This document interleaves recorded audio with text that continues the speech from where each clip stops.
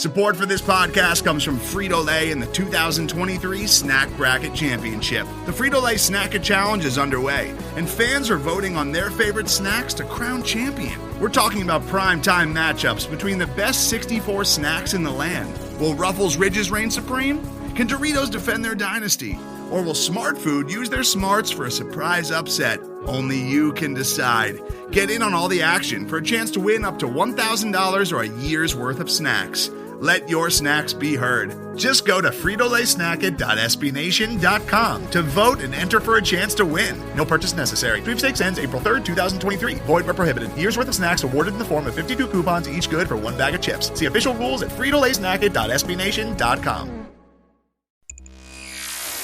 This is the Black Gold Banneret Podcast.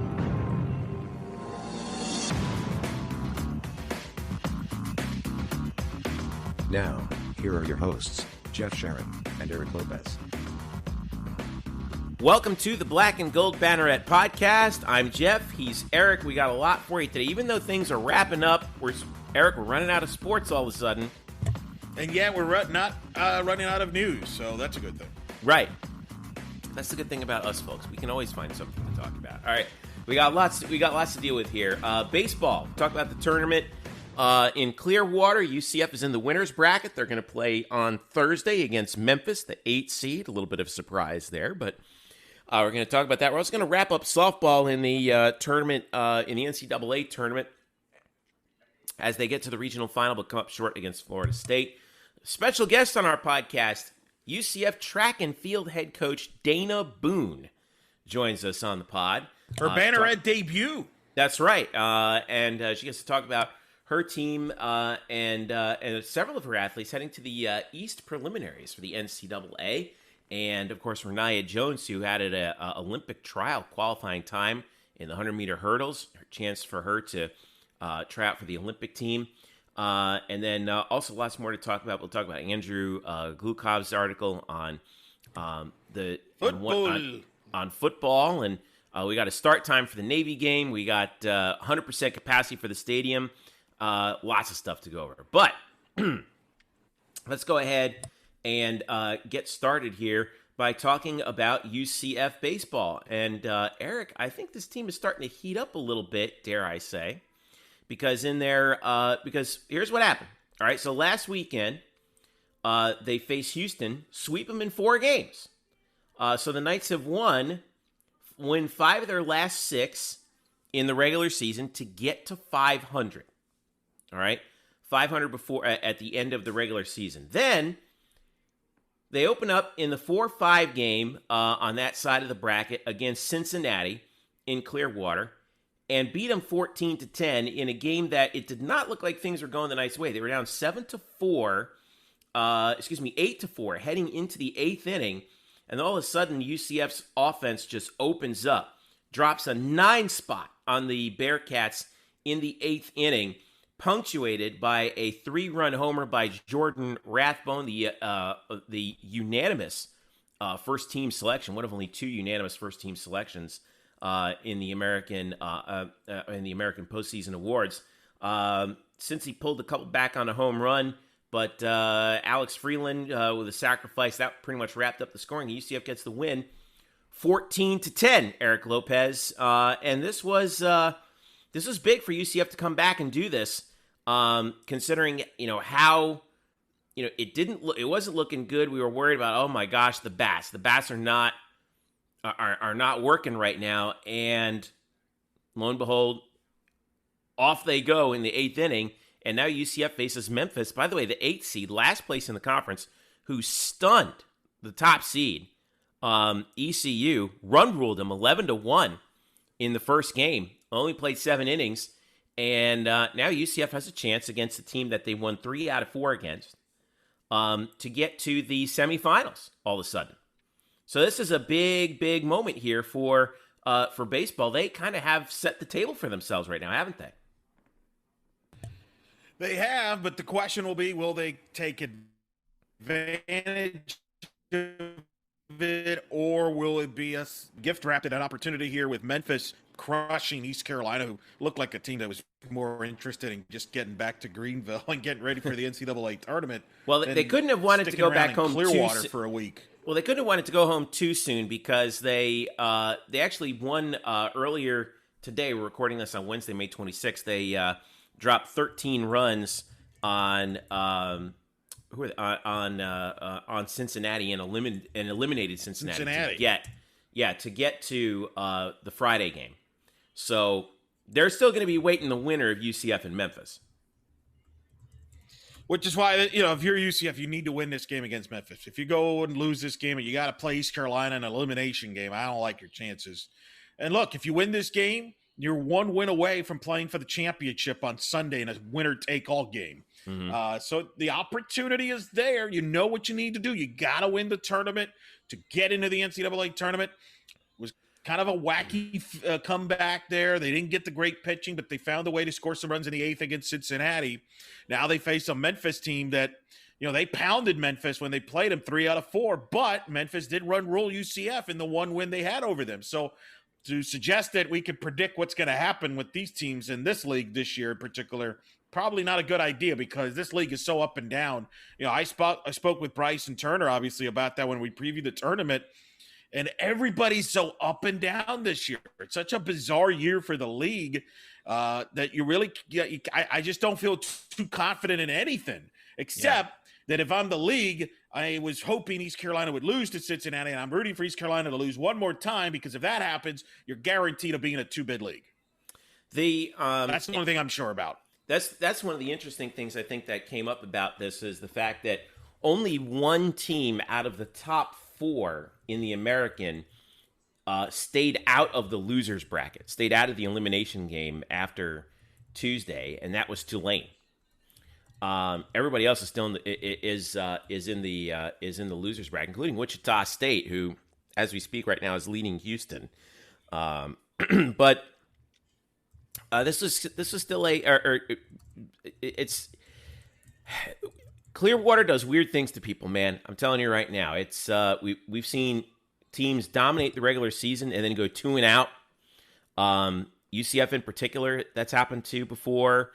It happened to ECU as well. And with UConn now out of the league, I think it does make it wide open because UConn was really built for postseason baseball. I really believe that under Jim Penders, having seen them multiple times. But I think this is right now. What odds would you give UCF of having a chance to win this tournament? Oh, wow. I would say about 20-25%. And I say that because I think it's wide open. I think Tulane, 25-30%. East Carolina still has. I mean, it's like you could cross the pies here into a lot of different teams here. I think it's wide open. I really do. I don't think there's a clear-cut favorite at all. I think this is up for grabs here. Does East Carolina, do they want to muster up coming out of the losers bracket to win this league or not? Who knows?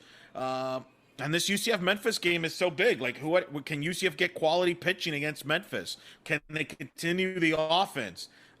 If they can, I mean, if UCF can win this game on Thursday, now all of a sudden you have the day off on Friday. You're playing on Saturday, knowing that you only need one game to get to the championship game. You'll have the other team has to beat you twice.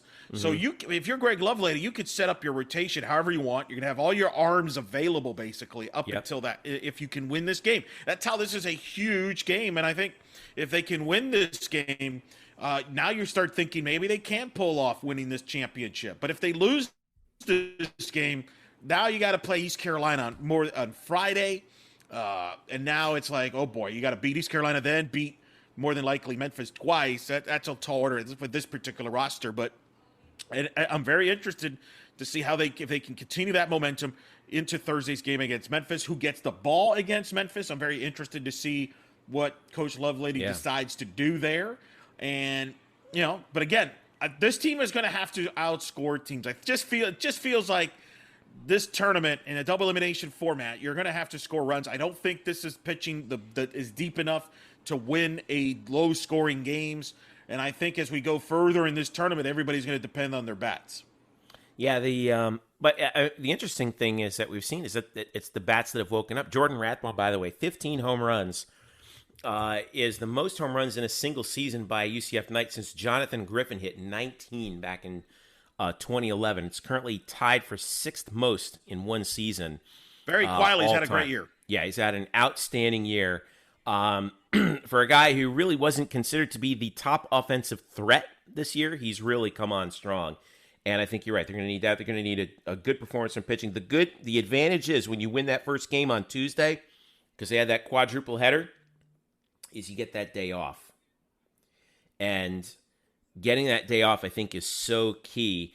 And if you can win again on Thursday, you get the pass into Saturday. You get another day off. That's why I like how the American formatted this tournament, where you do have, your reward for winning is that extra day off, right?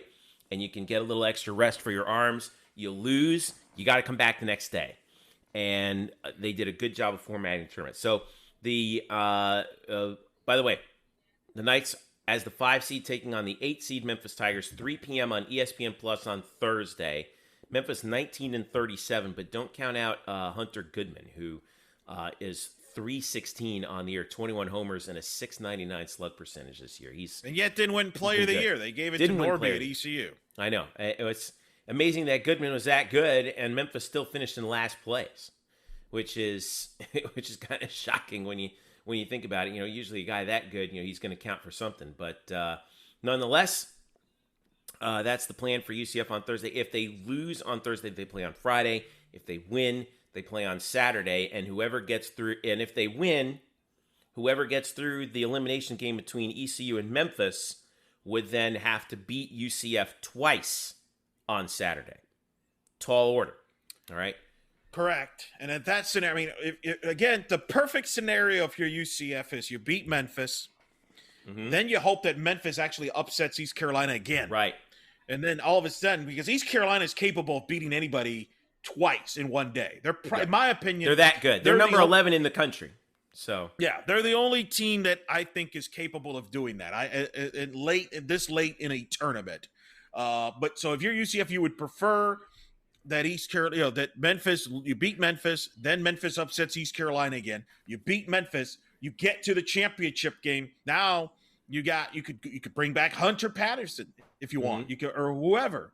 And then on the other side of the bracket is very interesting.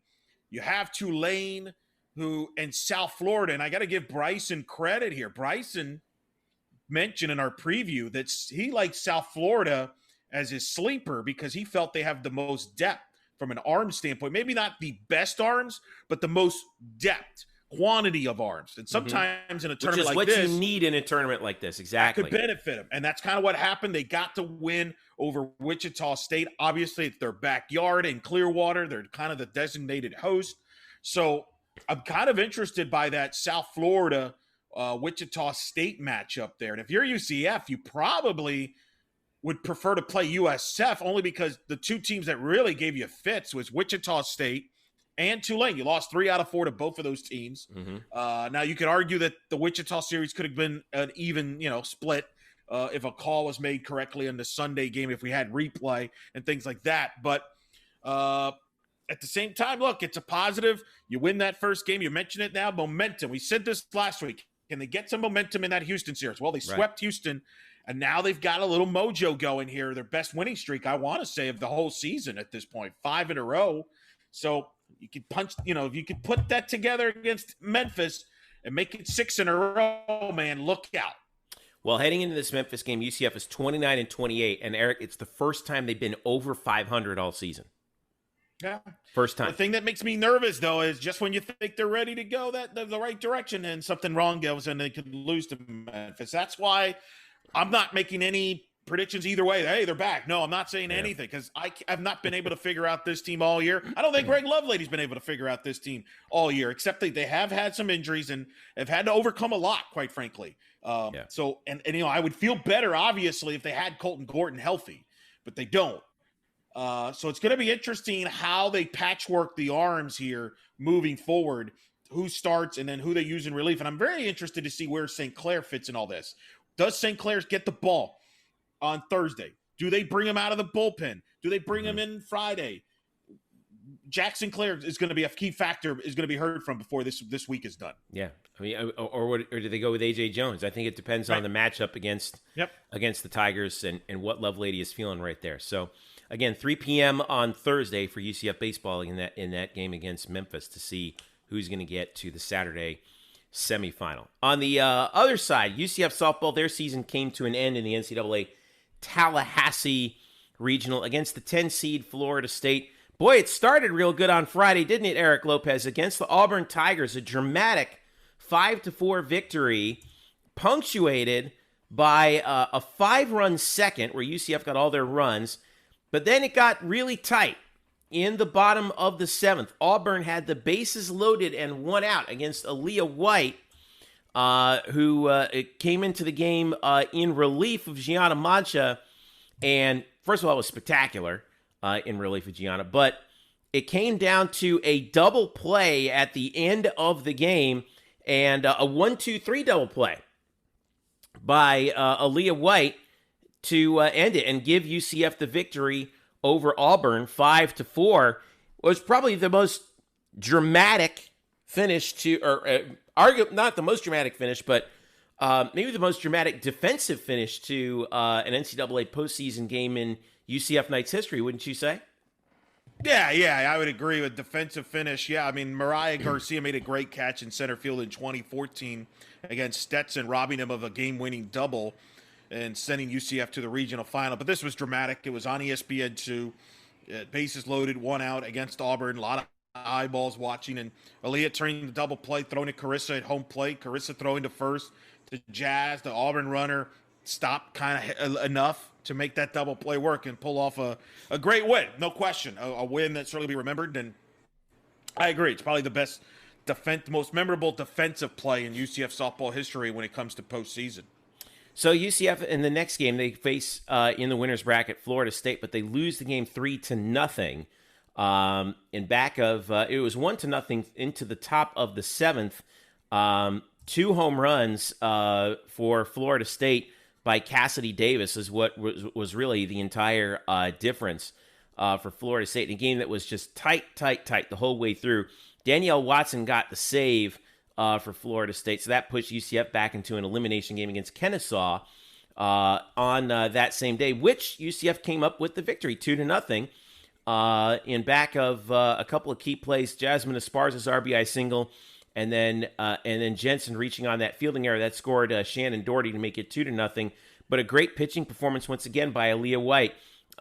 She went the distance, gave up 7 hits, struck out 2, walked 2, in what turned out to be the final win of her UCF career, because the following day UCF played Florida State. They had to beat them twice in Tallahassee, but they lost to them in the first game 2-0. Another tight one, but let's give Florida State some credit here. They held UCF's powerful bats. We talked about how good the offense was. They held them to no runs and a grand total of 4 hits in 14 innings against the Knights. Credit to Florida State pitching as well. Catherine Sandercock went the distance, gave up just 1 hit, struck out 8, walked only 1. Aaliyah White took the loss, even though she pitched actually quite well. Only gave up 5 hits, 1 earned run. But you got to hand it to Florida State. They move on from that regional. It was going to be a tough ask for UCF to beat them twice in one day. But they got it done. But Florida State was able to get it done. When you look at the end result of this season, Eric, UCF finishing at 41-19-1, coming up just short in the conference championship, and then just short again in Tallahassee. What's the legacy of this year's team in your mind? Well, it's funny you ask, because I have an article that'll be coming out this week about that, how this team helped get this program back to the national landscape. There's a plug right there. Nice. Be on the lookout, blackgoldbanneret.com, everybody. Subscribe. I think this team helped them get back to the national landscape. Remember, this program has not been to the NCAA tournament since 2016. They had not won a conference tournament game since 2016. So there have been a lot of droughts, a lot of kind of skeletons there. And this team kind of broke a lot of them. They got to the American Conference Championship game in Tulsa, of all places. So, they had more success in Tulsa than other UCF teams have had recently. So I thought that was a positive. You get 41 wins. You beat Florida twice. You're the first UCF team ever to beat a Florida team twice in a season. 3 wins against top 5 teams, including a win against Arizona. And you get to a regional final. It's the 5th regional final since 2008 for this program. It's the most that any softball program has that has not been able to host a regional. Think about that. Everybody else that's hosted had more regional finals, have at least hosted at some point. So I think they accomplished a lot of things. I think you go back to the Florida State deal. You mentioned it. The big stat there, this UCF offense feeds off extra base hits, doubles, triples, homers. Once somebody gets a double or triple, or a homer, the next person usually follows, and next one follows. And that's how they score a bunch of runs in quick tempo. Kind of like a football team. The analogy I used on Twitter is like a football team that goes no huddle that depends on chunk plays. Mm-hmm. Well, Florida State held them to 1 extra base hit, and that was the triple by Shophocker on Sunday in the 6th. Everything else was a single. They controlled their speed game. UCF did not hit a homer in the entire regional. Florida State hit 2 in that particular winner's bracket game. The one bugaboo ghost, if you will, for UCF softball is in all the NCAA tournament games they have been, every time they've gotten to that winner's bracket game, they have lost that game. They have yet to win that winner's bracket game, or as they now call it now, the NCAA, because everybody's got to be politically correct now, the 1-0 game.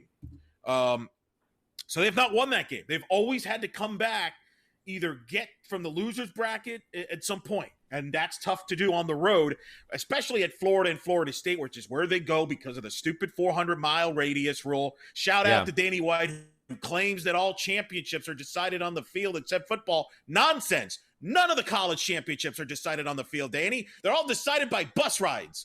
Anyway, so as a result, Florida hasn't lost a regional in a decade. Florida State hasn't won in a decade. Nobody wins at those places. And for UCF, they couldn't get hits of extra bases. And you're not going to beat Florida State by getting 3-4 hits singles in a row. And unfortunately, it was very eerily similar to 2015 regional in Tallahassee, when UCF offensively only scored 1 run in 2 games against Florida State. So they've scored 1 run against Florida State in 4 regional games in Tallahassee.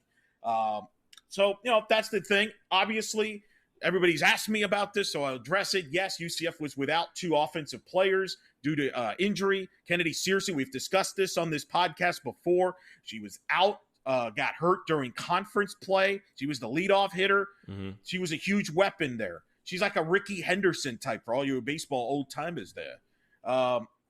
They missed her. They weren't the same offense without her. And then there was no Georgia Blair. She was out.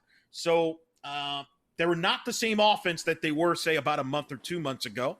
And I think it caught up with them because Florida State, I think Lonnie is one of the best pitch callers in the sport, the Florida State head coach, and they will find your weaknesses offensively.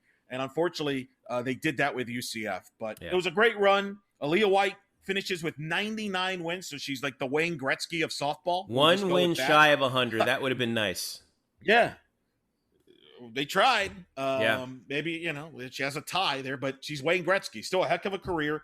Kira Klarkowski, 3 years without making an error. Jasmine Esparza, 45 runs batted in. Only Stephanie Best has had more RBIs in a single season, and she did it 3 times, because she's insane. I feel like Jazz did it pretty quietly, too. I know that seems weird. It feels like Jasmine did it quietly. Stepped up. Right.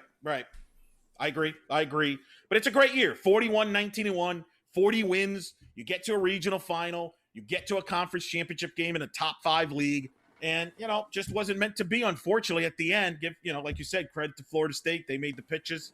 And but still a successful year for UCF. Real quick, who are we expecting to be back? Who are we not expecting back next year?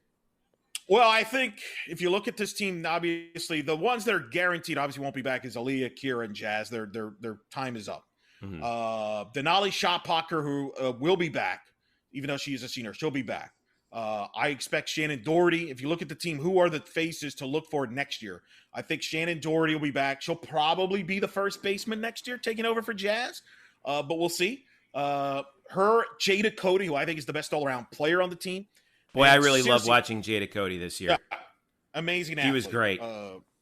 Plays above her years. So I think her, Doherty, and Searcy, if she gets back from her injury, will be the three cogs in that offense, plus a shot blocker that I feel confident in their be back.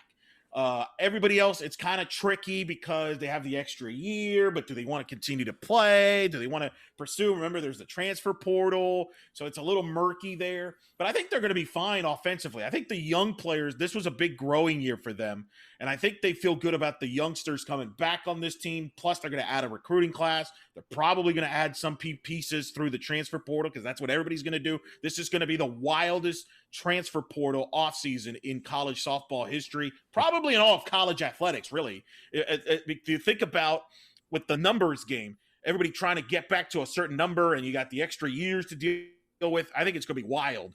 The biggest question going into the offseason, who replaces Aaliyah White? You have Gianna Manches coming back, I would assume. But I think they're going to go after some arms. They got some young arms, but I think those are some questions. It's tough to replace an Aaliyah White. All the innings she helped, all the wins she had.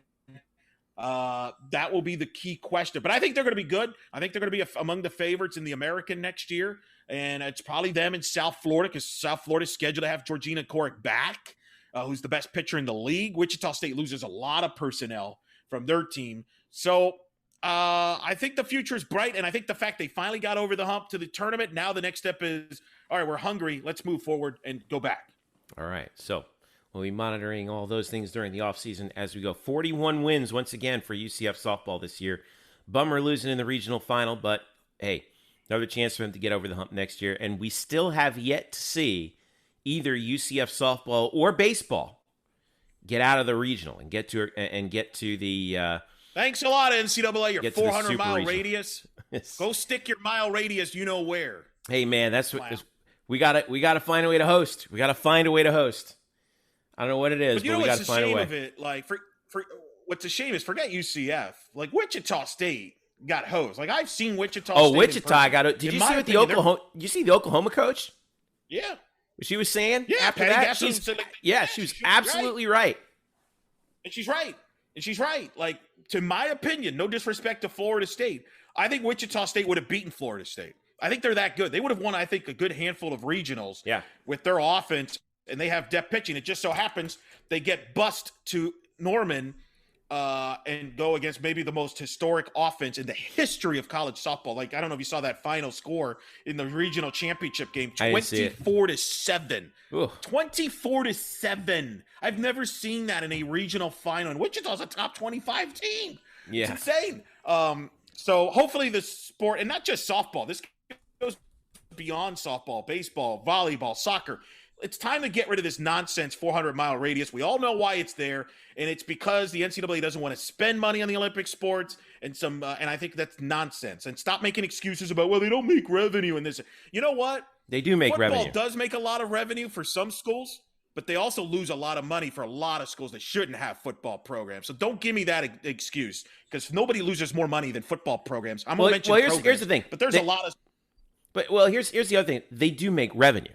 All sports make revenue, right? Yes. It's a question of do they profit or not, and that's not the question, right? It's the wrong question to be asked, and I hate saying this, but this is another instance of the NCAA screwing over women's sports again. Yes, I agree with that, and it's been driving us nuts for years now. Yeah, and it really comes to play in this situation with this 400-mile rule. We live in an era of jet travel. The NCAA apparently hasn't figured that out yet. Yeah, guys, update with the times. Right, update with the times. You can get some cheap flights, by the way. It's not like that complicated. Right. And look, and I've been critical of the committee and seeding and stuff, but that affects how you seed a team. You can't seed it properly because of this rule, because you're busing certain teams. How many times have we said over the years, Jeff, wow, I can't believe volleyball got sent to Florida? Well, because of the bus. You know, that's the tricky thing with all these sports. You can't truly seed the tournament correctly or fairly because of this rule. Right. And it's just unfortunate in that regard. I know. It's a bummer, but, we'll see. All right. Well, we're going to put a bow on that one for now, but the NCAA tournament continues with 16 teams. Real quick, Eric, who are you rooting for the rest of the way? I'm rooting for LSU. I'm friends with their head coach, Beth Torina, who's a Central Florida native, by the way. Went to Dr. Phillips High School. Right.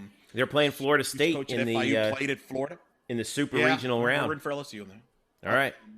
Oklahoma, I'm very fascinated by their offense. It's just so wild. I've never seen anything like it in college softball. It's insane. Yeah. They're playing Washington in the next round too.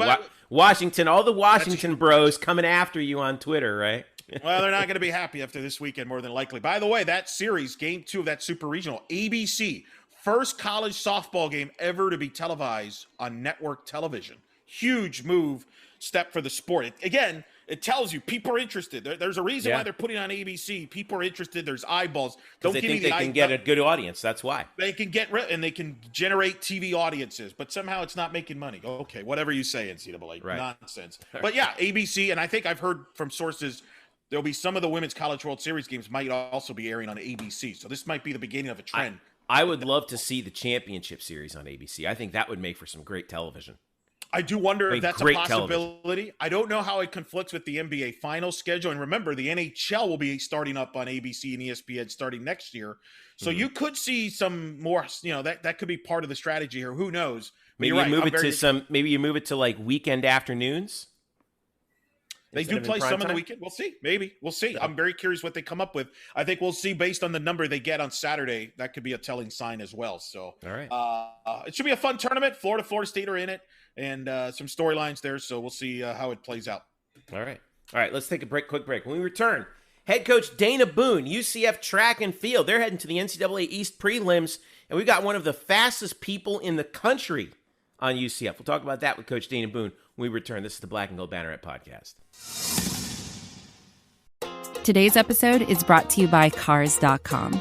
With over 2 million vehicles and 50,000 more added every day, Cars.com will match you with the perfect car for you, your budget, your life, your style. And if you're ready to say goodbye to your current car, Cars.com will get you an instant offer to cash it in. Just start by entering your license plate and get matched with a local dealer who will write you the check. So whether you're looking to buy or sell, just go to Cars.com.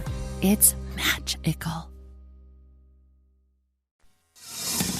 Welcome back to the Black and Gold Banneret Podcast. Jeff Sharon and Eric Lopez with you. Follow us on Twitter, UCF_Banneret, Facebook.com/Black and Gold Banneret, where we will be updating UCF's track and field team as they head into the NCAA championships this weekend. Action gets underway on Thursday. The meet will be taking place in Jacksonville. And 8 UCF individual competitors, along with the 4x100 relay team, 4x400 relay team, are scheduled to compete in the NCAA East regionals in Jacksonville. And with this coming up, this is turning out to be a really big year for UCF track and field. We've talked earlier about Renaya Jones, who in the 100 hurdles earlier this season set herself an Olympic qualifying or an Olympic trial qualifying time of 10 points was a 12.73, I think it was in the 100 hurdles, a new school record. She's just a freshman, not to mention a number of other athletes we'll get to in a second. But Eric Lopez, you caught up with their head coach Dana Boone, who has, fought her way to get UCF back up into national contention. And here they are in the East Regional, right? They are. They get set to participate in Jacksonville this weekend here. And I had a chance to talk to Coach Boone prior to them leaving for Jacksonville on Wednesday morning. And I talked to her about the phenomenon that is Renaya Jones. Did she expect her to be this good this quickly? As well as some of the other performers. They're going to have 8 athletes performing there in the NCAA preliminary round as they try to chase down and make UCF history here and taking it back to the glory days of the 2013 team and knowing the tradition. I talked to her about that, what interested her in getting to UCF to take over the program, recruiting in the state of Florida, plus how 2 legendary track field athletes who are coaches like to chalk trash that won gold medal in the Olympics in the past. Who are they? Find out right now as Dana Boone joins us on the Black and Gold Banneret Podcast. And joining us now here on Black and Gold Bannerets, the head coach of UCF Track and Field, is Dana Boone joining us. Coach, how you doing? I'm doing well, thank you. Good morning. Morning. So you're getting set for the NCAAs here in Jacksonville. I'm always curious, how do you treat this week for NCAAs? Do you treat it any different than you would for a track meet earlier in the season? Do you treat it the same? Take us through what's it like from a preparation standpoint. Well, from a preparation point of view, we're coming off a conference. You've got this conference, NCAA prelim, and then hopefully the national round. At this point in the season, the work is already done. So it's more about racing and recovering and just making sure everyone stays healthy and just has enough rest at this point in time. There's a saying, a lot of coaches always say, the hay is in the barn. So so the work's done now. We're just kind of maintaining. What has this season been like for your program? It's such a unique year for all the sports teams for various reasons, protocols and things like that. What has it been like for your program?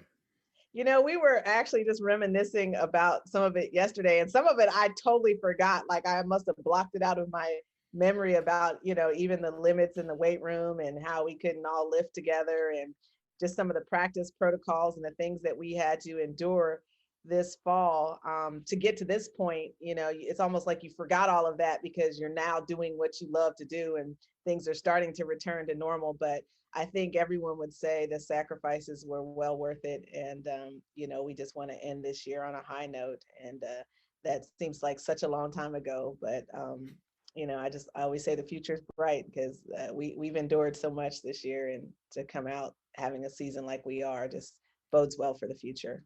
What have you learned about your group this year that maybe you didn't know going in? They're a positive bunch of people, like all across the board. I love this group. They are positive and they're highly competitive. I think it's fun. I like the challenging and the little smack talking a little bit across the group, especially for the jumps and the sprints and hurdles. It's been a fun energy to bring to the table. But I think they're all young, but they don't care that they're young. They just kind of are like, and so what? So let's go, and so that's the energy that you love to see. You see less fear and more confidence, and they just want to compete. That's the thing that kind of struck me looking at your team is just you're so young. I wonder if a part of you maybe feels like you're kind of ahead of schedule of some of your performers and some of the performances this year that maybe what your expectations were because of the youth. Yeah, I think, yeah, I don't think anyone knew. I knew Renaya was special. I didn't know she was going to be that special. And I definitely thought she could go under 13 seconds. I just didn't think she would drop that much under 13 seconds so quickly. So yeah, she's definitely, sped things up. But the youth of the rest of the team, I think it was a nice progression. I think there's still a whole lot more. It's like with the COVID year, you didn't get to do all the things that you normally would do. We had to make a lot of sacrifices. We missed the first 5 weeks of training because we didn't have, a weight room to train in because of COVID and trying to get all the teams organized. And so we were 5 weeks behind on a lot of our lifting and stuff. And that affects a performance sport like track and field. So you can't make that deficit up. And that's huge for some of these performances. So I think, we don't look at it like they're ahead of schedule. We just look like, man, there's so much more we can do. Because we haven't all lined up on the same day, healthy and ready to go. So once we've had one person healthy and then they come back, someone else goes down, and then, that person gets back and then someone else goes down. So we've never really fully performed at our full potential, I feel like, as a coach. You mentioned Renaya Jones. She's been the big story this spring, obviously running the school record 12.73 in the 100-meter hurdles, winning the conference meet at 12.76. She's going to be competing in 2 events in the 100 meters and as well as the hurdles. You mentioned, tell me about when you first saw her. What makes her so special? She's been incredible this spring.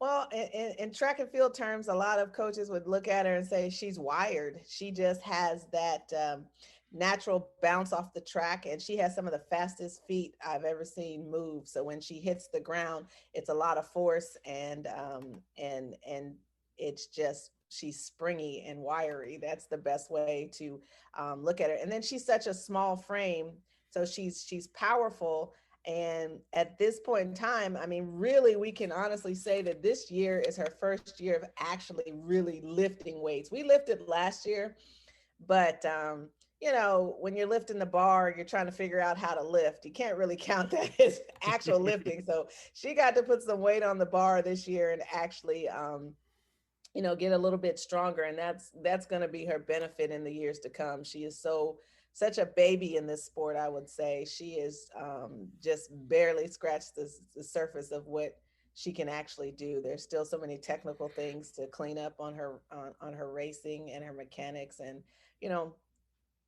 she's just a joy to work with. It's kind of frightening that she's only scratching the surface. I mean, a lot of tracks, would take her spring for a career in some cases. That's kind of scary.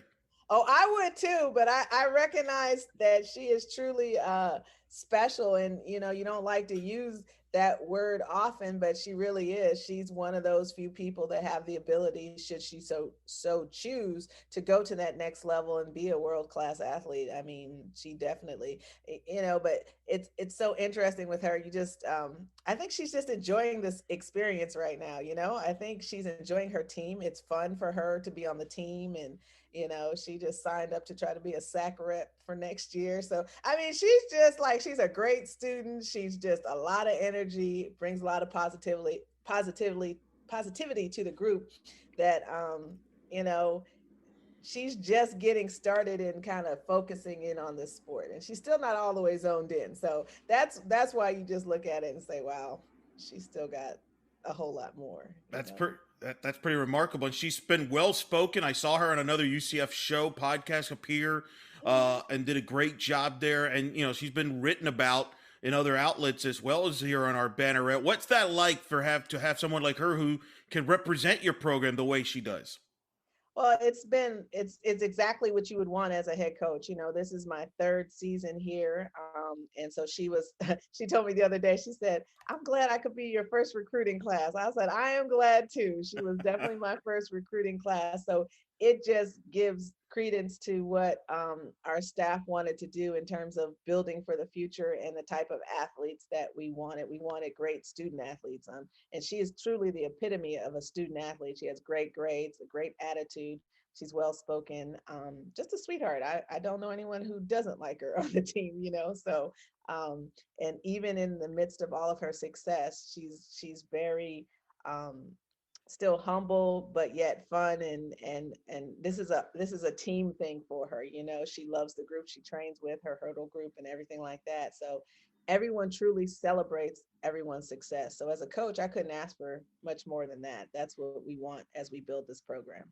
Of course, you won't be the only one performing at the NCAAs. Let's talk about some of the other athletes that are performing. Alexis Woodley will also be in the 100-meter hurdles. What can you tell us about her and what makes her so successful? Well, she is a graduate transfer. So she came to us having, already graduated and completed, in college. So she brought some experience, and, she had a patch where she hadn't run fast in a few years. So for her, this was about resurrecting and finding her greatness again. And that's kind of what the mission was. And, I still feel like she's still got some more in her as well. I think the way she's been training with Renaya, she's definitely has the capabilities of going under 13 seconds. And so I would just love to see that for her. But she's been a lot of energy. Everyone loves her too. I can't say enough about this team. They're just a fun-loving group, and they all bring something different. But I love her personality, and I call her the dramatic one. But it's so funny. She just brings a great energy to the group. You mentioned the experience that she brings. Is that something? Is she like one of the leaders? Is she one of the keys from that standpoint with such a young roster to have somebody like Woodley who has that experience? Well, I think she does bring, because she's been there, done that. But I see that this group doesn't have a clear-cut leader, which is interesting. I just think everyone kind of has a part. Everyone, I could say there's a role for everyone. Everyone brings a little something to the table that adds to the group of on this team, and I think that's what makes this whole team special.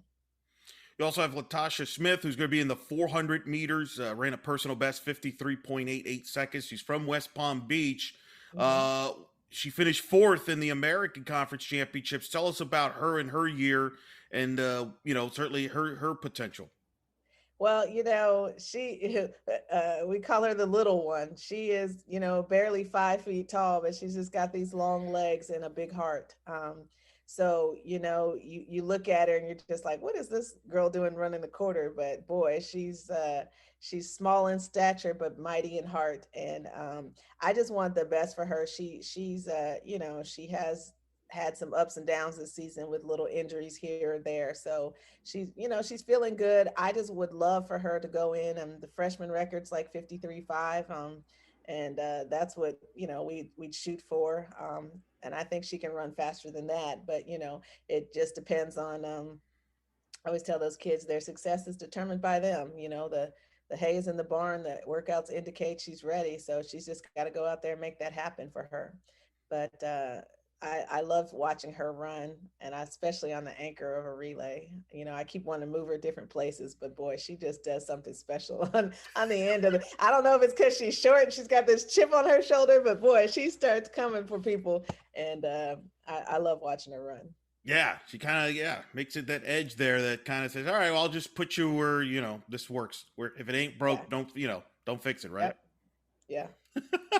Now, long distance has been very successful as well. Of course, everybody knows Anne-Marie Blaney is one of the greatest of all time long distance in UCF history. So anytime somebody matches a record of hers, you're doing something pretty special, and that's what Charlotte Crook has done this year. Talk about her. She will be representing the 1,500 meter run. She's tied the school record held by Blaney, who set it in 2017. She's the first Knight to represent UCF in the 1,500 meter at the regionals. And she's just a sophomore. Yeah, thank goodness for COVID in some ways. All these redshirt years. Yeah. But Coach Jackson has done a phenomenal job with the distance group this year. I think he's recruited the right people. Charlotte was here when we got here, but we definitely saw the potential in her, and he's just done a really good job of developing her. And he told me a while ago, she loved the 8, but he always told me he thought she could move up and be pretty successful in the 15. So those things are coming to fruition for sure. But she brings she brings the experience. I mean, she has been here with us for a couple of years, and she's, getting better, and gradually you just watch the maturity of these kids from freshman year to this is their sophomore year, or technically it's probably her junior year, but sophomore year on the track. But you watch how they mature and how they're able to handle workouts, and how their perspective changes. I mean, we talked to Charlotte and one of her teammates, and we were talking about, man, they were like, Coach, I can't even believe I did that or look like that as a freshman. They're like, they look like athletes now. They are fit, they are lean, they are focused. And it's like night and day. And that's what you want to see as a coach, the development of your athletes to that level. So Charlotte's done a great job in that respect. Yeah, and no doubt she's done it. And you mentioned, obviously, your Brian Jackson, your assistant coach, who kind of runs the cross country season. And I bring that up because their long distance for your program has been tremendous here, because obviously we've talked about Crook, but obviously Valerie Leshro dominated the cross country season, took it by storm. Just take us through that philosophy and the job Coach Jackson's done with the long distance there, because you got multiple runners here that could be challenging a lot of Anne-Marie Blaney's records, both in cross country and in track. Yeah, I mean, we're in Florida, so you don't want to, I don't know that we're going to have a bunch of 10K runners or anything like that, but I gave Coach Jackson the charge of find the best, half mile, 1,500, 3K kind of kids, and that can help cross country. And that's how you build your program. And if you find some kids, I'll make sure you get some money, but because sometimes it's hard when you have 3 sports. You kind of have to choose sometimes, like, are you going to put all your money in cross country and then you're going after one season versus going after 2 seasons. So he's done a really good job recruiting. When he came to me last year and said, hey, I got the best miler in the state that wants to commit to UCF. I'm like, of course we'll take her, sign her up, whatever it takes, So especially, when these kids are gonna, walk on other places just to be a part of a team when they can come here and make a difference. And that's what Valerie has done for us. And she's been, a key piece to building this program. So you're going to see we've made some additions for next year as well that are definitely going to help, because when you look at the top 5 in cross country, we had some experience, but there were some young kids in there too. It was Valerie and, Allie Del Rey and Mackenzie Kruzik are all freshmen. So, and then we had a couple, Charlotte and I believe Tori were the veterans in that group. So we're still, once again, we got a young group. So Coach Jackson's done a good job recruiting and building that program. So look forward to a lot of that in the future. We're speaking with UCF track and field head coach Dana Boone here on Black Gold Banneret. Just talk about your arrival here, what drew you to UCF, and then kind of building this program up like you are right now. You mentioned the youth and the recruiting there. I mean, track and field has great tradition here. Certainly a national champion and Ariel Scott back in the 2013, one of the greatest UCF teams on all sports ever constructed. There's been so many great successful track and field athletes coming from UCF, as well as obviously Anne-Marie Blaney, who's put cross country on the map for UCF and things like that. So just take us when you first kind of what drew you to come to UCF and kind of how the process of building this program. Well, I mean, I think anyone in the country would look at this place and go, wow, Orlando, Florida, a great recruiting state. And wow, such a centrally located campus in a major city. Why wouldn't you take a look at it? So obviously, yes, Coach Carol Smith did a great job years ago in building this program. When you look at the record books, you're like, geez, how, sometimes you scratch your head and go, how are we going to break any of these records? Those are pretty phenomenal. So when Renaya broke the hurdle record, I was like, okay, well, hey, that's good. Not only did she break the freshman record, she broke the actual school record. And, looking at that at the time, you're just sitting there like, 1281, that's kind of fast. You don't come across hurdlers like that all the time. So to break that record definitely was, a good indication that we were moving in the right direction. But I mean, this is just a great place. And I'm just one of those people that I will take my time to build it and try to build it correctly. We want to make sure we got good kids with good character and, good grades as well. Our academics have truly gone up in terms of what our expectation is and our team GPA and things like that. Those are the foundations for making a great team, is that you have to have good character.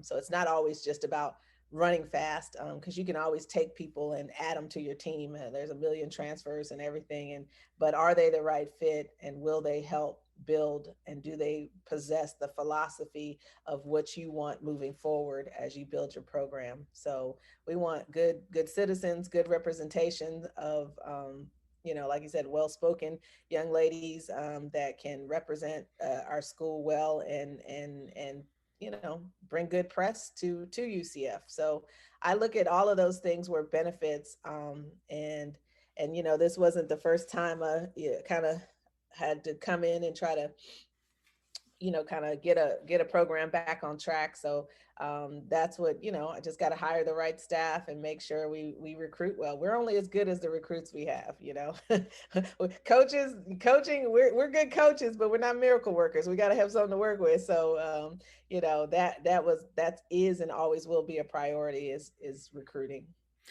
Speak to you, because I've noticed, at least from afar, that you want to build your program to be all around talented across the board, which for people that don't follow track and field closely, that's not easy to do. You don't just do that overnight. A lot of programs sometimes will go, well, they're good at one specific thing, but then not in others. But it feels like for you, you're building this up to be talented everywhere, have the depth everywhere, which takes time, but yet you've done it pretty quickly here, moving at a quick pace at least.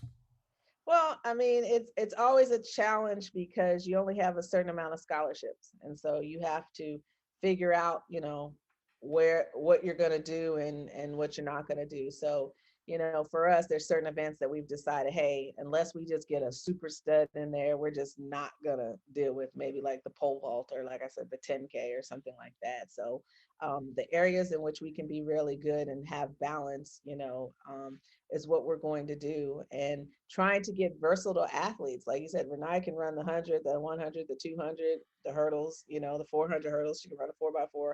You want to get those kids that can do multiple events.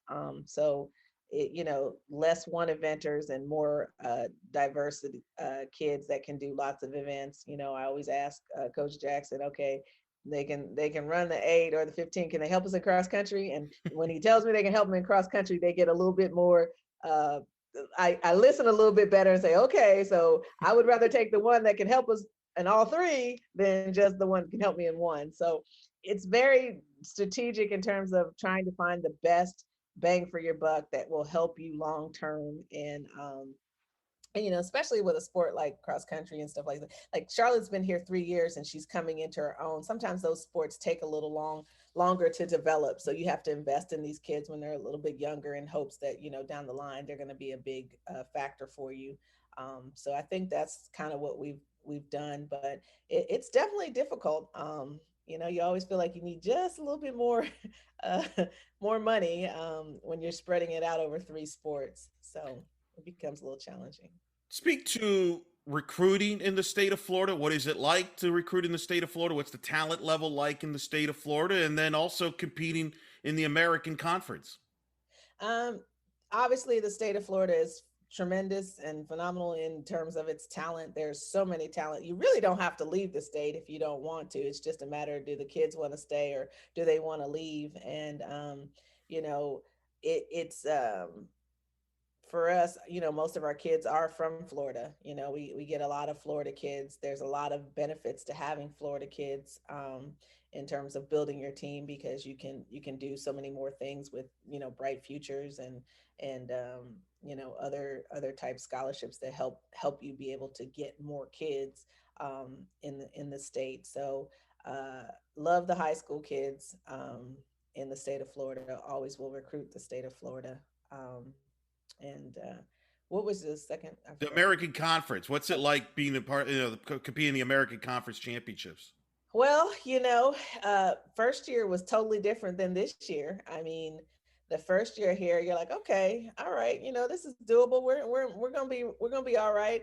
And then this year you come back and you're in the same spot. You finish in the same position, but you're like, that was a lot harder to get 5th place in this conference, and you're looking from 5th to 3rd is like 10 points. And so as there's been coaching changes in the conference has stepped up gradually, great. I mean, the top end of the conference is pretty darn competitive. You're going to look up and see a lot of athletes in the American Conference that are in the national, in this NCAA preliminary round. And hopefully for the good of the conference, we have, as many people from our conference make it to the national meet. This is definitely going to be a competitive conference. It's going to be tough. There's not going to be any cakewalk in this conference. It's going to be a dogfight every year.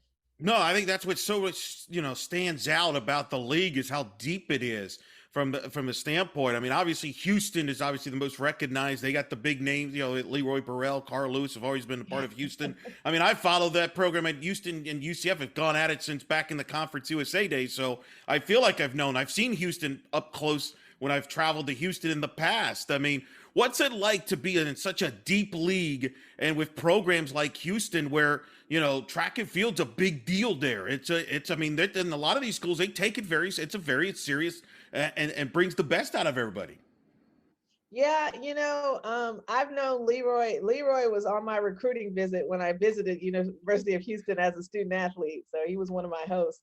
So I've known him that long, and we used to battle against each other when I coached at Tulane. So I've known that program, and I've known him for a long time, and he's won quite a few, and I won a few too. But it steps your game up. I know when I got the job at the national meet, I saw Carl and Leroy, and they told me, they were like, "We're coming for you." I said, "Coming for me? I'm trying to get to where y'all are," So the competitiveness there was fun for me. I like it. It's fun, and so we're all friends. within the conference, but we're all competitive too, and we're all stepping our game up. I was like, wow, this pandemic, everyone struggled, but boy, people really put some work in, and some of those performances were nation highly ranked national performances from our conference, and that's impressive to see, and you always want to see that. So I enjoy the competition. We'll accept the challenge, and we'll continue to work and try to figure out how we're going to get to the top. Yeah. Well, I didn't realize they were trash talkers, but then again, maybe I shouldn't be surprised considering what their career was in the Olympics there. Which, Yeah. man. It was all fun. I laughed. They're a funny group. And like I said, we respect each other, and no, I didn't take any offense. I just kind of laughed and was like, all right, game on. I love it. Yeah, that's pretty wild. A few other athletes too that have made some marks this year. Selena Wright, 400-meter hurdles, first night to advance to the regionals in the 400 hurdles since 2017. Then you also, UCF, for the first time since 2013, will be represented in the long jump and the triple jump. Jasmine Scott Kilgo will be part of the long jump as well. And then you've got Ashley Collins, who will be part of the triple jump there. Just talk about those three and their impact on those respective events. Well, I brought in a new coach this year, and he didn't get here till late, really October. And he's done a really good job with the jumpers. I recruited some jumpers because I felt like the field events was an area where we could capitalize and be a lot better in. And so Jasmine also is a transfer. She came in from Louisiana Monroe with Coach Smith. So she has definitely stepped up. She had an injury this year and didn't get to compete very much, but she came back the last couple of meets and then showed up at the conference meet and had a big PR. So that was great for her. Ashira Collins, I went down to Lake City and talked to her and her mom, and they came on a visit, and we got that deal signed pretty quickly. I knew she was going to be special. I saw her compete at the state meet, and I was like, you just talk about a raw talent. So it was not surprising to see her come out here and win the conference triple jump title. Kiera Lee is also a young lady from Madison, Wisconsin, and she is so springy, and she is still figuring things out. She looks so much better. She's just coming along, and she hasn't yet scratched the surface of what she's able to do as well. I think she's still got some big jumps in there for her, but it's nice to see her having done a combination jump this year. And I think, like I said, for a group, if there was a group that missing the weight room affected a lot, it would be the jumps and the throws area. Not having 5 weeks of lifting really affects those areas. So I'm proud of the representation for the field events, and that just tells you, future is going to keep coming in that area. The future is bright. We'll continue to put the right pieces in place there and make our presence known in that area as well. Also, UCF will have a 4x4 relay team for the first time since 2017.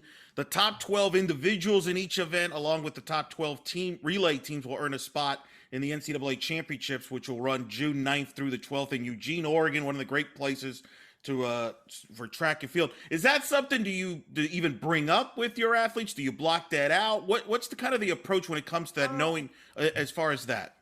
No, they need to know what needs to be done, and Okay. They need to know the expectation, and they need to know that, hey, we want to get to Eugene. I mean, that's the ultimate goal. And I even I told them, if they were like, Coach, if we make it to Eugene, what are you going to do? And I was like, okay, because they always harass me about stuff. I told them I'd get my nose pierced if somebody makes it to Eugene. So I told them I wasn't going to keep it in there forever, but I would I would do that. So that's part of their motivation and stuff. Sometimes they need a little extra, but no, the relay team knows what needs to be done. And we're on the outside looking in, but at the end of the day, anybody on any given day can be beaten, and it's about their attitude. I mean, 2 years ago, we took a relay team, which, we didn't have our fastest relay leg on there. And we went to the meeting. I said, hey guys, it's up to you guys. Make up your mind. Either you're going into nationals or you're not. Now it's up to you four. And they decided that's what they were going to do. And they ran 43.74, I think, and made it. And that was on them. So that's what the 4x4 is. It's the same kind of thing. It's like, hey, we got to have an act of God, but we got to be in the race, and how, if we're in the race, that's going to be determined by you guys. So, their attitude at this point, this is about them and what they decide they want to get from this experience, and if they want to give themselves a chance to make it to Eugene. Two last questions. When you have a season during a year of the Olympics, what's that like? Any different, any more special, any more pressure? What's it like when you have a season on an Olympic year? Well, I mean, you just start seeing performances like you see this year. I mean, like people start running crazy, like things that you just didn't expect. You're like, oh, must be an Olympic year. That's kind of what you look up when you look up and you're looking at, different conferences, and you're looking at, like, in the hurdles, 12.9 doesn't make a final. It's like, wait, what do you mean 12.9 doesn't, people running 45 seconds and not getting, or 46 flat or something and not getting a call back in the 400 meters for men. Those are the indications it's an Olympic year. So people tend to rise to the occasion, and performances always step up. But I don't know that you approach it that much different. Maybe you want to race a little less if you feel like you have somebody that might have a shot of having a longer season because of the Olympic Games and the trials and stuff like that. But I think the biggest standout is that the performances tend to go through the roof. Everybody's at peak performance in Olympic year. Got it. That makes a ton of sense. Last question. What's going to be the keys for success in Jacksonville and beyond for your athletes? What's going to be the key? We just have to stay focused, and we have to execute. We don't need to go in there and do anything out of the ordinary. We're going to warm up the same. We're going to do the same things that we normally do. It's just about execution. Now it's about those little things. It's like, hey, we need to put this whole race together. You've seen the pieces and parts of it as you've gone through. So this isn't about nerves or anything like that. This is just about, can we get to the meet and properly execute what we need to do? And if we do that, we'll be okay and we'll have success. Well, Coach, we wish you very well and good luck this week. Thank you so much for joining us. I know it's a busy time preparation, but boy, it's been a lot of fun to watch your team, your athletes perform this year, and their individual performances and team performances. Good luck this week, and thanks for joining us. All right. Thank you so much. Thanks for having me. And thanks again to Coach Boone for joining us there. Thanks to Megan Herboth for setting that up. And that was a lot of fun. To get to talk to Coach Boone, that's something that's been kind of on our radar for a little bit. What a year they've had. And that was kind of cool, her talking about Carl Lewis and Leroy Burrell, who obviously have built a dynasty at Houston. Mm-hmm. Trash talkers, man. Come on. You knew that was... Those two guys, first of all, they did a whole bunch of trash talking to one another over the years, Leroy and Carl, back in the days when they were competing, neck and neck in the late 80s and early 90s. But, those guys talking trash first of all, UCF doesn't even have a men's track team right now. So what are they doing? Like, they run the women's program. I know they run the women's program, but it's like, come on, man. But, listen, the other part of that is like, it's also Carl Lewis. Carl has the right to talk trash to anybody because he's Carl freaking Lewis. As long as he doesn't sing. As long as he doesn't sing. As long as he doesn't sing. They should have memorialized that at the old Brendan Byrne Arena in East Rutherford. Anyway, just real quick, I wanted to recap a couple things. So Thursday, the prelims get underway in Jacksonville. And unfortunately, they're not televised, which is kind of a bummer. But who else are we looking for? We're looking at Jasmine Scott Kilgo in the long jump. Now, there is a video stream of it. There is, yes. On the UNF website, apparently. Okay, UNF has got. Okay, so we'll make sure that we send that link out so we can watch it out there. But it's not on ESPN Plus or any of that kind of stuff. It'll be kind of bare bones. But if you want to follow along, make sure you follow along. So anyway, Jasmine Scott Kilgo in the long jump. On Thursday. All the prelims the first rounds are on Thursday, and then the winners come back on Saturday. All right, for the for the quarterfinals at the very least, going on from there.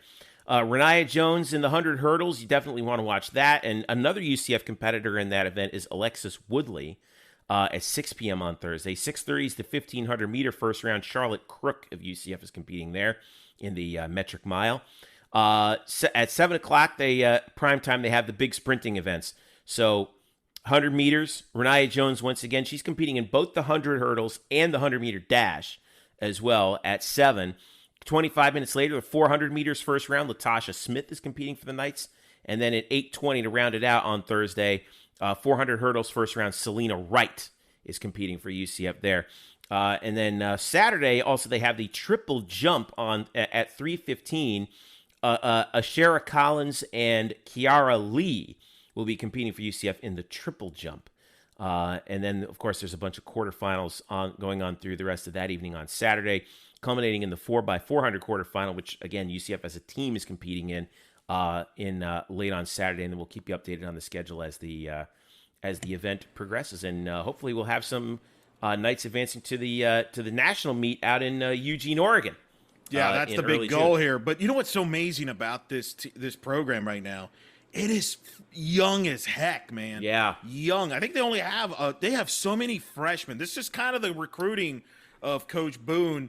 I think they only have like 3 or 4 seniors overall on the roster. They got a ton of freshmen like, Renaya Jones, who could be a star in the making here. And you heard in the interview, she talked about building it back up to what Coach Gilbert had at UCF. You covered Coach Gilbert when she was at UCF, and that great team in 2013. They were so good all around, and that is Coach Boone's goal, is to be good all around, which is not easy to accomplish in track and field. A lot of programs are good in 1 or 2 specific things, but they're trying to build it to be well-rounded everywhere. And it takes time to do that, but you're starting to see that with the youth on this team, not just in track, but we even talked in the interview about cross-country and Valestra, who was tremendous during the cross-country year, and Coach Jackson, who handles the distance. This is a program on the rise, and it's going to be back to, I think, the levels that they had back in the early 2010s when they had those great track athletes, and you had Blaney as the greatest long-distance runner. Yep. And then you had Ariel Scott, who's the national champion, and Freeman. And it just, this is a program on the rise. And again, credit Danny White. I think that was his last hire. I think we discussed this. It was Dana Boone and Cindy Ball Malone was like neck and neck as the last 2 hires. Big hires, big-time hires. I was really very impressed with these programs. And I think track is headed in the right direction. And I think we could be seeing some future Olympians on this roster, maybe one this year. Who knows, depending on how Renaya does in the Olympic trials there when she gets to go to Eugene. Well, remember, 2021 Summer Olympics, 3 years we have another Summer Olympics in 2024, assuming all goes well, of course. Who knows? But in that respect, Renaya Jones, when she's a senior at UCF, could be competing for another Olympiad, and I think that would be really fun to watch. So, again, action gets underway in Jacksonville on Thursday. Speaking of programs who are building something, it's our chance to wrap up with tennis. We talked last week about the team competitions in UCF men's and women's tennis, seeing their seasons end in the dual meets, but that left us open to talk about the individual singles and doubles. First on the women's side, a couple of UCF players were involved in singles, specifically Valeria Zaleva and Rebecca Stolmar, but they both lost on Sunday afternoon in the first round. Zaleva couldn't get through Natasha Subash of Virginia, who was ranked 9th in the country. And then Stolmar got beat by Georgia's Leah Ma in the first round. So their seasons came to an unfortunate early end, but hey, congratulations to them. I mean, even making it so far that they were able to do that. 2 UCF players in the singles field of 64 is pretty impressive. So it was, unfortunately, both of their careers come to an end, but wow, what a job by them. On the men's side, the doubles team, Trey Hildebrand and Bogdan Pavel, were beat in the Sweet 16. In particular, they lost to, who did they lose? Oh, the 2 guys from South Alabama. That's right. Loic Cloes and Clement Marzel 7-5, 6-4. Really came down to just 2 breaks in that round of 16, which was a bummer. But that left us with Gabe Decamps, who made a heck of a run. After a brutal first round match, he ended up making it all the way to the NCAA quarterfinals, where he came up short against the number one player in the country, Liam Draxel of Kentucky. 7-6, went 8-6 in the tiebreaker in the first, and then 6-1. It's one of those matches, Eric, where you feel like, he probably could have gotten to the semis had he won that tiebreaker. Because I think when you lose a tiebreaker in the first set in a best of 3, it's a really demoralizing thing. But and I think we saw that. It's when you spend all that energy, it's hard to come back and try and get that second set. But hey, Gabe Decamps, man, what a job! One of the top 8 singles players in the country in the NCAA, and like you said many times before on this podcast, you fully expect him to be. You fully expect us to hear from him a lot more in the future in the professional ranks eventually when he does get there. Oh, there's no doubt. And look, I think the other thing to keep in mind is in the singles competition, there's no days off. So to amplify losing that tiebreaker was huge because you don't have a lot of break. It's not like he had a day off and things. And I think he kind of ran out of gas once he lost that first set, losing a number 1 player. That tends to happen there. But yeah, I mean, no question. He's a junior. I don't know what that means, if he'll be back or not. Who knows how that works in tennis, what he wants to do. But regardless, his legacy is cemented here to get to the quarterfinals. Think about this. Prior to this, Corey Lovett was the only other UCF player to have even won a match in a NCAA tournament singles competition. He got to the round of 32. All right. Decamps is the first national seed in the history of the program in a singles tournament, NCAA. He is the first player to reach the quarterfinals from the American Conference since South Florida's Roberto Cid did it in 2016. You look at him, he's also going to be the first UCF player to qualify for the NCAA singles tournament multiple times. He will be the first player in school history to be named an All-American multiple times, as he will, for being a seed, a national seed, he's going to be an automatic All-American. I mean, we can go on and on about him. It is an incredible year. The greatest singles tennis player in UCF tennis history, period. And it's an amazing year. We're glad we had him on earlier in the year. Hopefully he comes back. He's just a junior next year. Yeah. But at the same time, if he decides to go pro, if that's what he decides to do, then he's got options. That's for sure. And he's got a lot of tennis left in him. And what a moment, what a run for the program. A great year for both tennis programs. Sweet 16 for the women. You get 2 players to qualify in the singles. Yes, I know they lost in the first round, but keep in mind they've only had 1 other player qualify for a women's singles prior to 2019.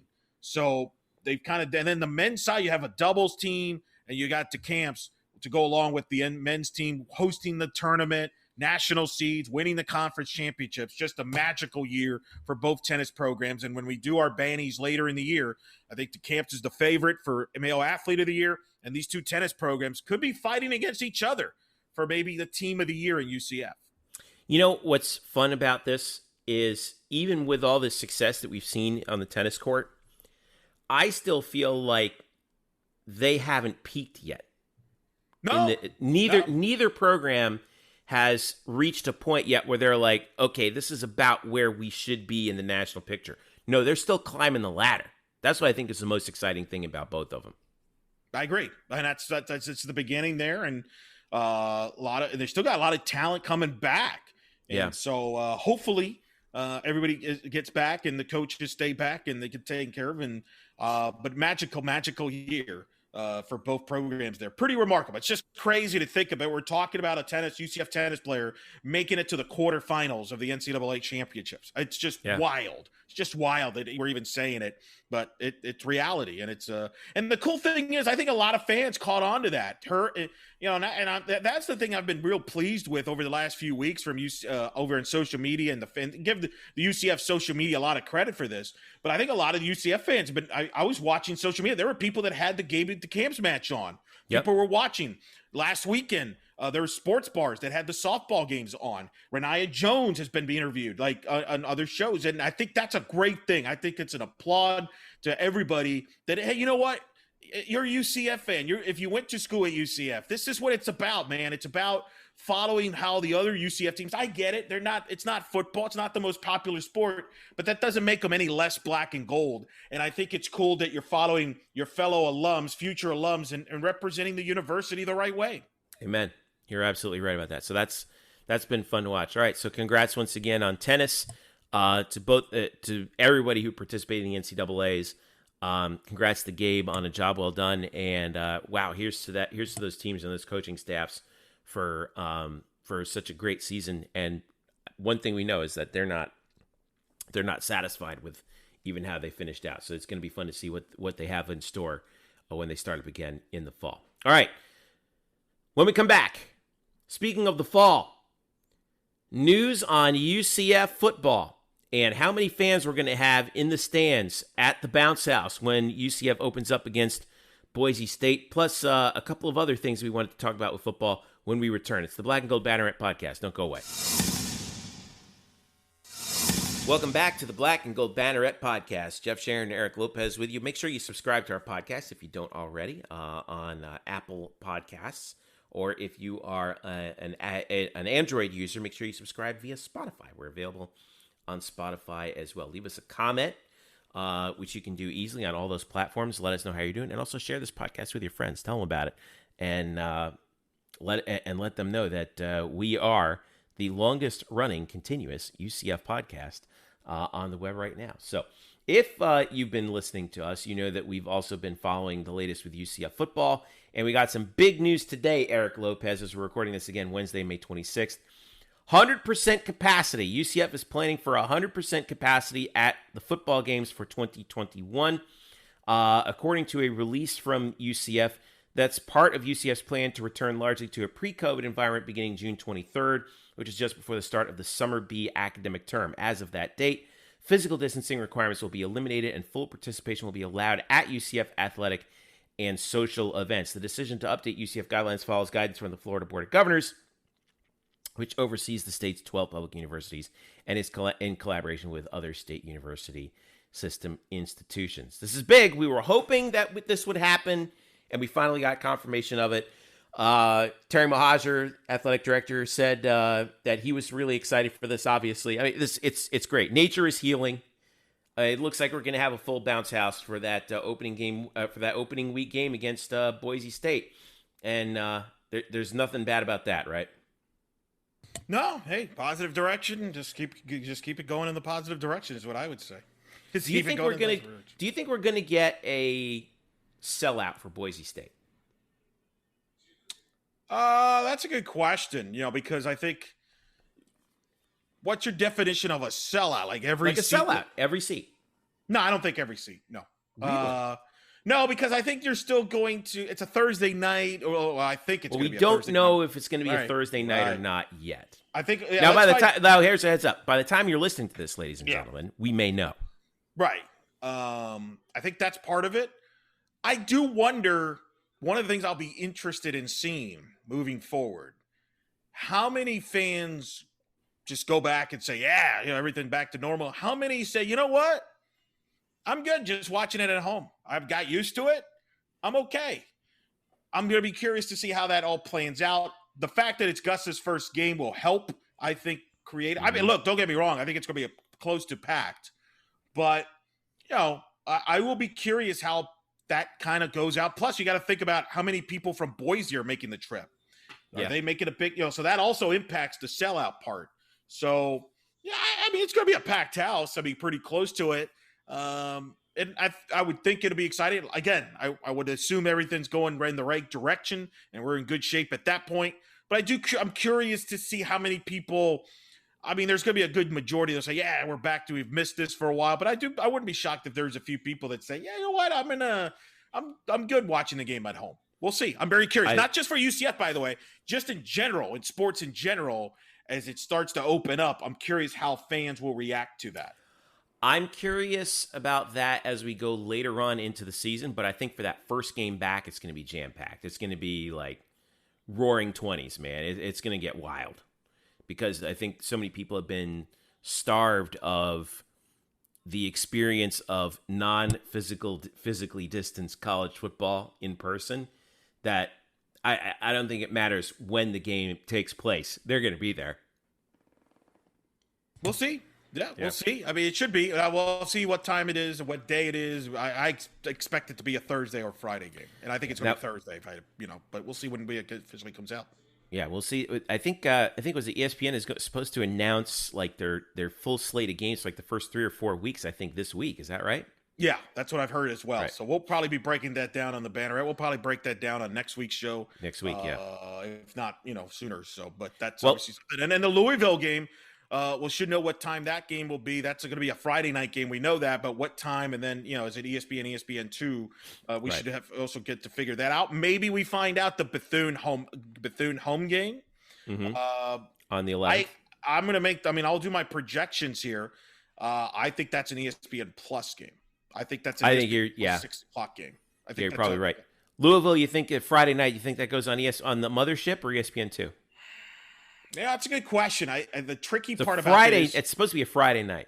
It is, but we don't know if, for example, is ESPN going to carry baseball that night? Because in the past, they've carried some Friday night baseball, so that could bump it from ESPN to ESPN2, depending on what the schedule looks like. So I don't know. It's a good question. It's going to fall under the ACC umbrella because it's at Louisville. Right. So there's that. But I think it'll be an ESPN or ESPN2 game, probably around 7 o'clock. Okay. I would say that would be my prediction. Okay. Maybe Boise, no later than 8. I would be, just because of the standpoint of sometimes they like to do a pregame show leading into the kickoff. Yeah. You know what game we don't have to do a prediction for? Mm-hmm. The Navy game, October 2nd, Saturday.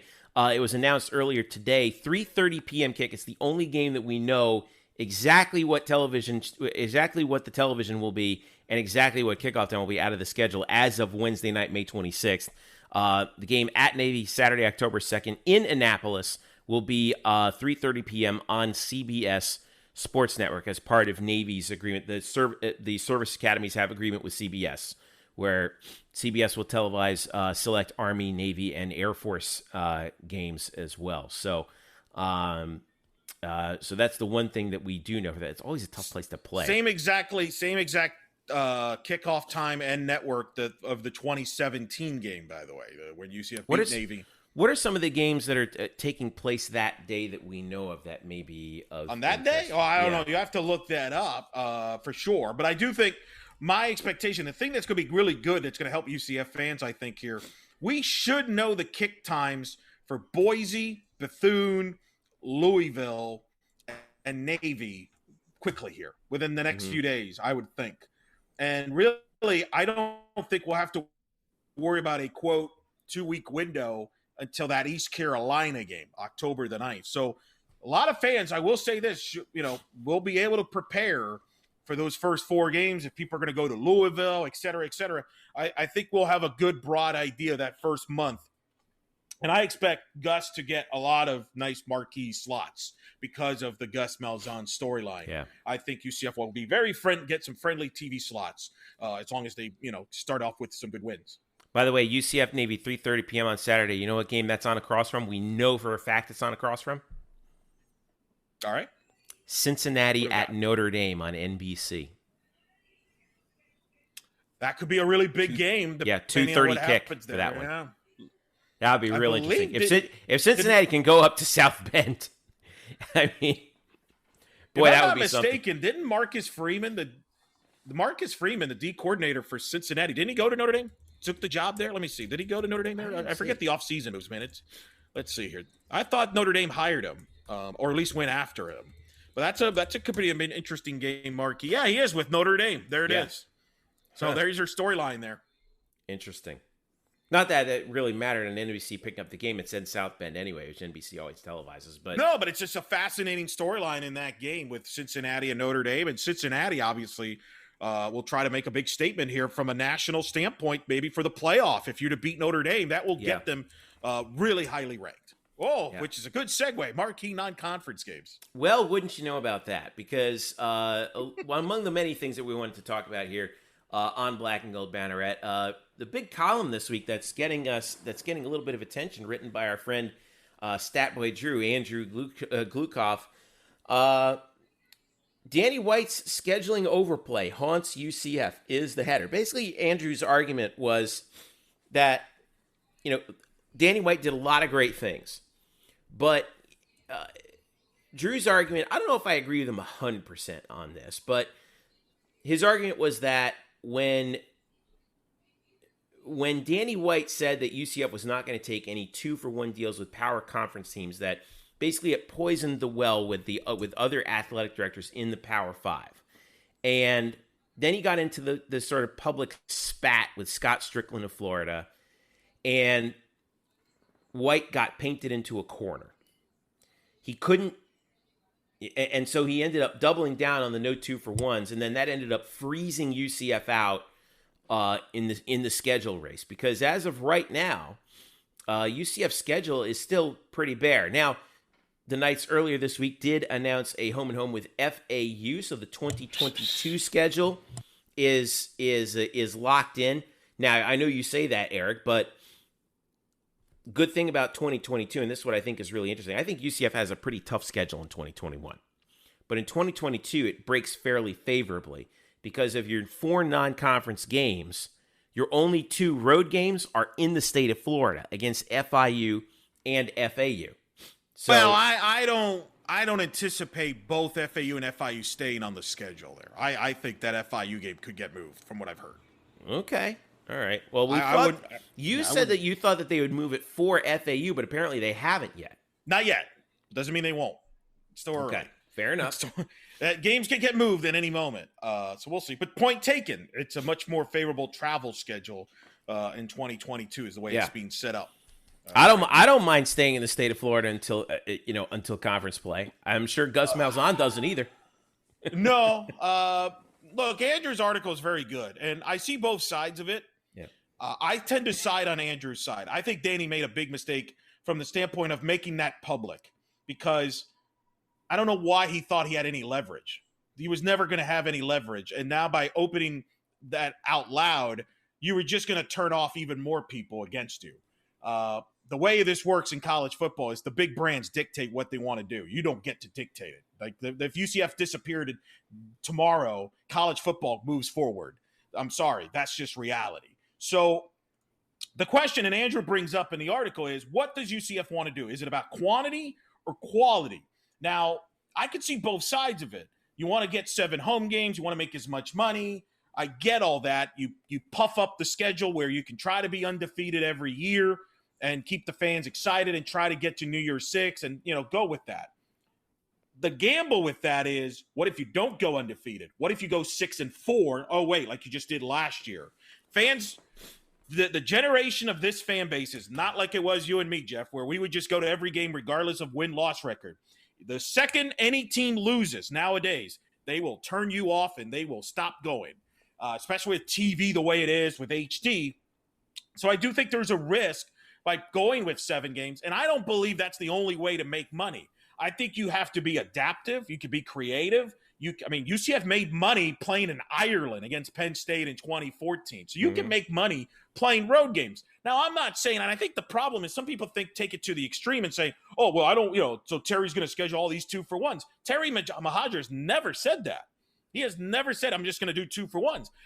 All he is doing is he's being open-minded to different ideas, which I think you have to be when you're scheduling. And I don't think Danny was. I think Danny put his foot down, and once he made those public comments, there was nowhere for him to go, because if he went back on that, people would say, well, why did you said this and said that?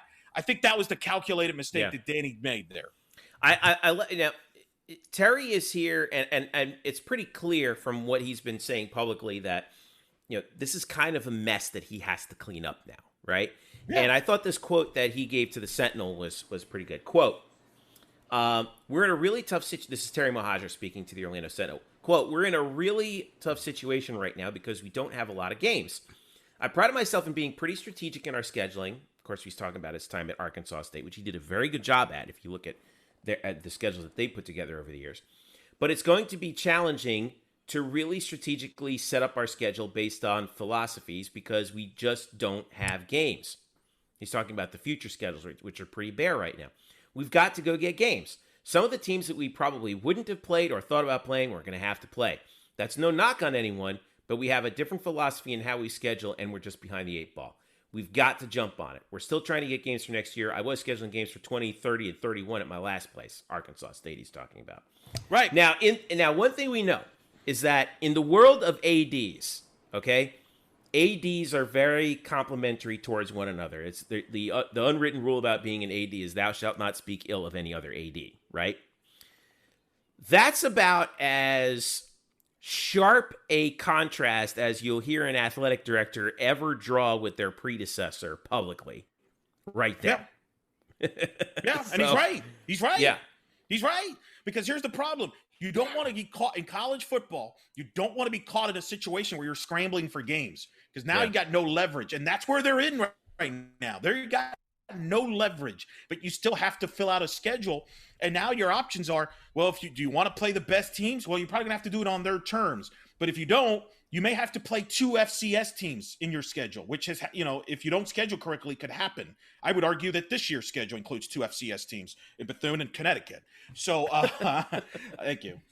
But that's the big debate. And that's the question that Andrew has is, do you want quantity or quality? Do you want to be in the conversation for the playoff? Do you want to be ranked as highly? You're not going to do that playing FAUs and the FIUs of the world as your marquee games. You're going to have to schedule people. And nobody knows that better than Terry, who was in the playoff committee. And people can be skeptical they want about the playoff committee, but he was in there and he knows what it takes. And he said it. You win games you're supposed to. You win games you're not supposed to against marquee teams. You're going to have a shot to make the playoff, especially if it expands in 2025, 2026, let's say 2025, 2026, they expand to 8 teams or maybe 16 teams or 12.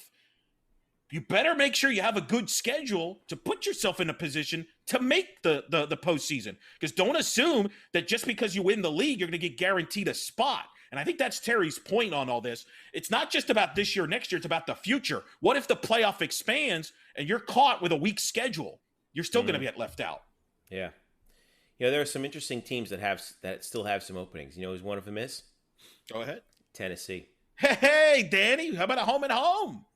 Well, they have openings. Their schedule is full in 2022 and 2023, but they've got 3 openings in 24, 4 in 25, 3 in 26, 3 in 27, and 3 in 28. So, when I'm looking at it there, I'm like, hey, now I think that Tennessee actually falls right in the wheelhouse of the exact kind of team, and we touched upon this in last week's show, the exact kind of team that UCF can work with, right? It's going to be extremely difficult to deal with the Alabamas, Floridas, Georgias, correct? Clemson. Put them aside, all right? But Mississippi State, Tennessee, Mizzou, Kentucky. I'd like to see some Pac-12 teams maybe think about coming over. We had Stanford a couple years ago, right? Maybe a team maybe some Big Ten teams might be interested, like Minnesota. Well, and here's the other thing, right? Like maybe Tennessee doesn't want to play a home and home, which would be hilarious, and then Danny will look bad in that. But think about this. Why not use a Camping World to your advantage and play a one-off? Because there was rumors that Tennessee and UCF were in talks to play, but that Jeremy Pruitt didn't want to play UCF. Now, I have a feeling Josh Heupel doesn't want any part of UCF either. So, but my point is to go back to my point about being adaptive and creative. Again, you don't have to do 2-for-1s. You can do different things. You're telling me UCF's not going to make money if they were to play at Camping World against a major program or go to Atlanta and play in the opening kickoff in Atlanta? There are ways to make money beyond just playing 7 home games. And I think that's the point I'm making here. There's more ways to, make money than just being one-dimensional. And I think Terry understands that more than Danny did. I think Danny got a little too aggressive there, and it backfired on him. And, I think fans can relate to that. I think, we're not going to take any home in it. But now you realize, wait a minute. We're playing who? What? When? Right. Are you kidding me? I think the other thing too, obviously you talked about using Camping World to your advantage. I'm in favor of that, but if you make it part of a series, I think that goes back to the spat with Florida. Like there were discussions about, and it was still unclear at the time, but the rumors were that Florida was like they wanted 2 in Gainesville and then 1 quote in Orlando, and the rumor was that 1 in Orlando they wanted a Camping World. And if that's the case, if I was Danny White, I'd been like, no. I want 1 game in our home stadium, right? I'll give you the 1 in Camping World, okay? And I'll give you the 1 in Gainesville, but I want 1 in the bounce house. And if that's what caused Florida or whoever else may have been knocking on the door to stiff arm UCF, that's on them. But the fact is, we've hosted several power conference teams in the bounce house before. Gotten really good television numbers, gotten really good attendance too, right? Remember when NC State came here with Russell Wilson all those years ago? Yep. Right? Boston College came here. We talked about Stanford coming here before. North Carolina's on the slate. They're supposed to come here. We've seen Mizzou came here one year. There was a lot of teams. I do think that is important. The brand still matters. Like casual fans, like the diehard fans are going to go see UCF play Bethune and Connecticut and all that. Yeah. But you've got them hooked already. The casual fan is the one you're trying to draw. You're always trying to build. You're trying to grow. I mean, I became a UCF fan because I saw them play Nebraska. Remember, they led Nebraska at halftime in 1997. The first UCF road game I ever went to was Death Valley and Clemson against Woody Dantzler and Clemson. I think Tommy Bowden was the head coach. There's something about brand names that still attracts casual people, and that's how you get more people to go to your school, and that's how you get more fans to become fans of your program. Now, I think the other thing that's going to be interesting to see here over the next 5 to 10 years, and I'll finish the thought with this, is if the argument from schools like Georgia, like Florida, like Clemson, like in Alabama, like, take your pick out of the ACC or the Big Ten, or Miami, for example, is, well, your stadium doesn't hold enough fans, right, at 45,000. Then I think what you're going to see is how much does this become the impetus for stadium expansion, and maybe expand the stadium to 55, 60,000 in the future, because that's always been kind of hanging off in the distance, right? One day we're going to expand the stadium, and if you can expand it to that size, then road team ticket allotment's no longer a problem. You're only if they expanded it to 60, 65,000, you're only about 10 or 15,000 less than the current Citrus Bowl. And it's on campus. So then then it's like, look, we got a place where you can hang right here, Right. So I think that's where the conversation will eventually go to, is what's it going to take for UCF to eventually expand the bounce house, add another 10, 15,000 seats. I think unless they get to a major Big 12 type of conference or marquee schedule, I think to be honest with you, with television the way it is and the streaming, I think there's an advantage of not having a bigger stadium because there's more demand. If you expand it, there's not as big of a demand for tickets. I've seen that at other places where like it's 1/3 empty because there's not the demand there. So you got to be careful with that. Do you have enough fans to fill up 60,000? Not as easy I think back to the Cincinnati game in 2018, and the spectacle on national TV that was. Like, it did not feel like a game in a 45,000 seat stadium when you watched it on TV. It felt like 60, 65,000, and I'm sure, to Cincinnati, it sure felt like that, right? Because I know it felt like that to all of us, and that's the thing that I think is, do you want to preserve that kind of atmosphere at the expense of more seats, or do you want to open up the possibilities on your schedule? I don't know. It's not a bad problem to have when you think about it. So no. So we'll see what happens. We'll see what he can pull off, and then we'll react to it. All right, which is what we do, right? That's what we do on this podcast. BlackandGoldBanneret.com is where you want to go for all the latest on UCF sports. We'll be following track and field, of course, baseball with their game on Thursday, and then wherever else that they may go in the American Championship. They've got to win it all in order to get to the NCAA tournament. So we're going to be following that. Table set for UCF baseball, 3 o'clock on Thursday. So we'll be watching that and points thereafter. Of course, track and field, we talked about that. Thanks again to Dana Boone for joining us. Really a thrill to talk to her. We really appreciate her spending time with us here on the podcast. Make sure you subscribe to this podcast if you don't already. You can subscribe on Apple Podcasts if you're an iOS user. If you are an Android user, you can subscribe to us via Spotify. Leave a comment, leave a rating, tell us how we're doing. And also, if you already have done all that, share this podcast with a fellow UCF fan of yours who doesn't subscribe to us. It really helps us out. Make sure you follow us at blackandgoldbanneret.com for all the latest on UCF sports. UCF_Banneret on Twitter and Facebook.com/blackandgoldbanneret. You can also follow us individually. Jeff_Sharon, Eric Lopez Elo. You can subscribe to our newsletter as well on blackandgoldbanneret.com. Thanks again to Jeremy Brenner for helping us out with that. Thanks again to Bryson Turner for all the work that he's been doing. Danny Medina, Andrew Gluchov, and all of us here at Black and Gold Banneret for all the work that they've been doing. Luke Saris has been helping us out with updating the NFL, the Built by UCF NFL roster tracker, and also the transfer portal tracker that we've been doing. So huge thanks to Luke on that. That's been great stuff. So we're still not done yet, folks. The Banneret Awards are coming up. Next couple of weeks, we'll be working on that over the course of this week, as well as following baseball and track and field. So for Eric, I'm Jeff. Thank you so much for listening. This has been the Black and Gold Banneret Podcast. Enjoy the week. Talk to you later.